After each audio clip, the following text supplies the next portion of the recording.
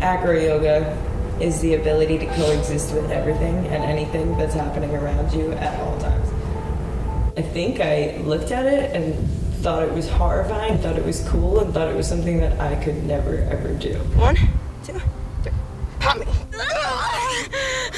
Seeing the bond between two people and the amount of trust, that's what really captured me.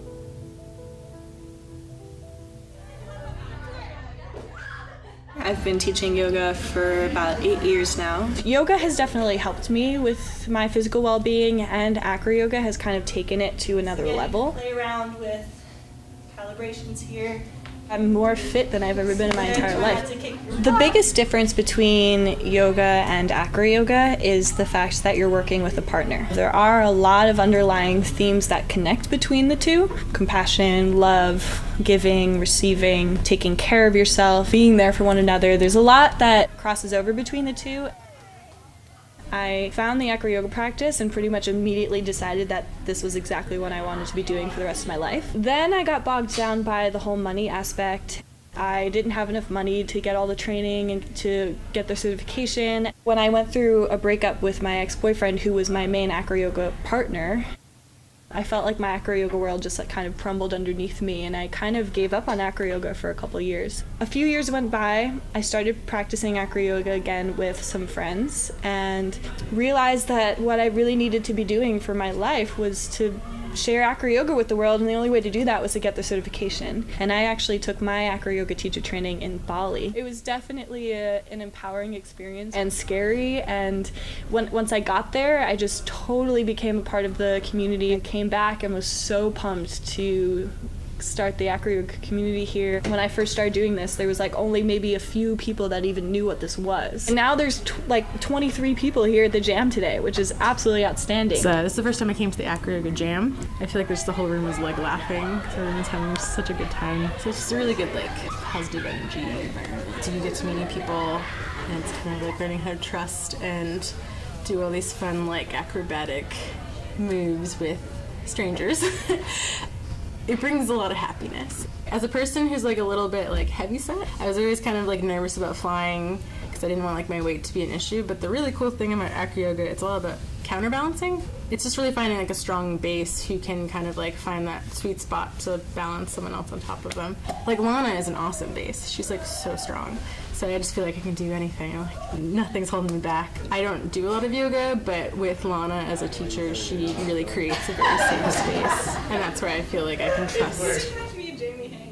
There's a lot of strength building. You have to build your core and your arms and your legs in order to pull off some of the more acrobatic moves. People don't realize is actually about bone stacking, and what that means is that your bones are stacked on top of one another so that when weight is being put down on that body part, the bone is doing most of the work and you don't have to use the muscle except just to balance it a little bit. If you can imagine that if you're holding a suitcase and you're holding it with your arm bent, you have to do a lot more work, as opposed to if you hold it with your arm straight, you're basically just using your bones to hold it. And as an instructor, what I see the most is people not realizing that they can trust their partner and not realizing that their partner can actually hold their weight. I oftentimes get people saying, I'm too heavy. They're not going to be able to hold me up, and then somebody holds them up and it's no problem. Once you get the right technique, it's actually a lot easier than you think. Then they start to trust. As a base, when you hit that perfect stack and everything's balanced and you don't have any tension on your body as the base, and you can just close your eyes, and everything is just perfectly balanced, and it's just so strange to have a whole body above you, and it just feels like there's no one up there. There's a sense of weightlessness when you're up there. Me flying, him basing, him watching himself able to hold me. Generally, if you look at the people that are in that room, it's young, fit people, but that's just the type of people that believe that they can do it, and then the rest of the people are too scared to do it. Last week, I based a guy that was 240 pounds. I literally had him up on my feet, and he was like, wow, I'm surprised you picked me up, and I'm like, it's bone stacking. A kind of catchphrase in acro-yoga is squeeze and trust, because a tight flyer is a light flyer. So if as a flyer you're squeezing tight, then the base can control you a lot better. But if you're all noodly and wiggly, the base can't control you as much. So if you squeeze and trust, the base can support you. I'm not gonna fall like it. Don't worry. I'm holding myself up. I think it's all about what you tell yourself in your brain. You tell yourself, like, I can't do that, I can't get over this. It's the same thing. If you commit your mind to it, you can do it. Down, up, pop. Ready? 1, 2, pop. People often come into things that are new or challenging or scary with this attitude of like, oh, I can't do that. And I would just say, not with that attitude. Yeah, you can be afraid and you can still do it.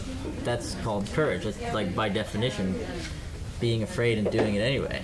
I tried basing a little bit, and I definitely did not think I would be able to hold anyone up, but it was cool to see that I could do things I didn't think I could. I don't think there's anything else that could really find that balance to where I can breathe, think, and release a lot of energy.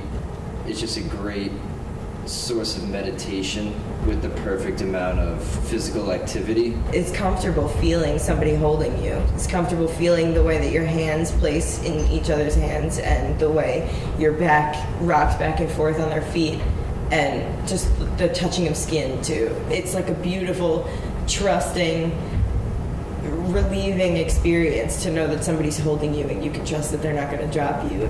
You have to be that close to somebody. You can't be back outside that personal bubble. You have to really be in there. The energy is that of connectedness. You're giving to them and they're giving to you, whether it's in a therapeutic realm or it's in an acrobatic realm. You're giving, you're massaging them, you're stretching them, you're connecting with them, breathing. It is a meditation, it is a practice similar to yoga. There's a therapeutic side. It's not always the fun tricks. A lot of people think that AcroYoga is just this thing where people are doing hand to hand, standing on people's hands, standing on people's heads, standing on people's arms, but there's a whole other side to it that's completely giving based. It's so loving, and that's what's so important to me. It's just there's so much, it sounds so corny, but there's so much love. And the community is amazing, the people are amazing, you're just working together. It's something that I really want to do every single day because you look at things and you say, I could never do that, but then you look at something and you say, I can do that. And if you stare at just one point and commit yourself to something and continue to practice that one thing and have that one goal in mind, you will get it. It's not instant gratification, but it's an amazing feeling when you finally get to something that you work towards. Beautiful. All right, now. Yep. Not too much. Yep, perfect. I ended up realizing that I can't just rely on one person to maintain my acroyoga practice, and I realized that I can rely on the community as a whole and not just have to have one person that if they leave my life, that acroyoga's gone for me forever. The outside world can be intimidating and also the inside world when you tell yourself, like, why am I even doing this? Like, what am I even doing this for? I've learned patience, mindfulness, breathing, taking everything one step at a time. I feel a lot more open with myself and others. I have so much more patience from this, just to not let the frustration get to me in anything. It filled this void, and it's just helped me not hate myself so much. It's like weird, I struggle with anxiety and depression, and this is the one thing I come to. It's about coming together, being one with a bunch of different people that are wanting to do the same thing. It's all about bringing it back to love. It's all about that.